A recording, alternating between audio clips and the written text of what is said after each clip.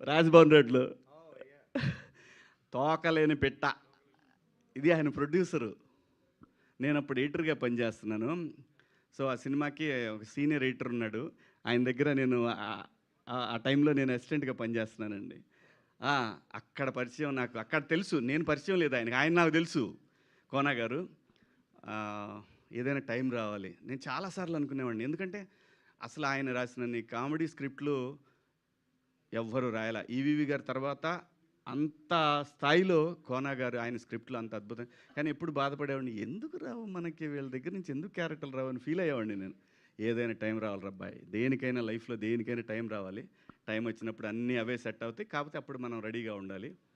So, ఈ cinema రేపు 13వ తారీఖు రిలీజ్ అవుతా ఉంది. సేమ్ కోర్టు డేట్ అందరూ 14 కదా అంటారు. 13న ప్రీమియర్ ఇచ్చాం. ఆ రోజే హిట్ టాక్ వచ్చింది. ఇది కూడా అంతే. మార్చి 13 సూపర్ హిట్ అవుతుంది. మీ అందరూ దీన్ని ఆదరిస్తారు. అలాగే అస్సలు తన్ను టచ్ చేస్తేనే ఒక వైబ్రేషన్ వస్తుంది. తమన్ గారు తమన్ గారు నాకు చాలా చాలా చాలా చాలా సంవత్సరాల క్రితం తను కష్టపడే రోజుల దగ్గర నుంచి నాకు తెలుసు.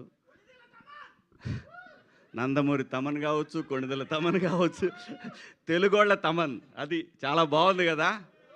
జై తమన్.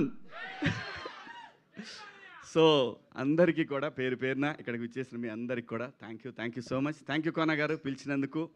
థ్యాంక్ యూ మీడియా మిత్రులకు అందరికి కూడా థ్యాంక్స్. కలుద్దాం, తొందరలో కలుద్దాం. Thank you.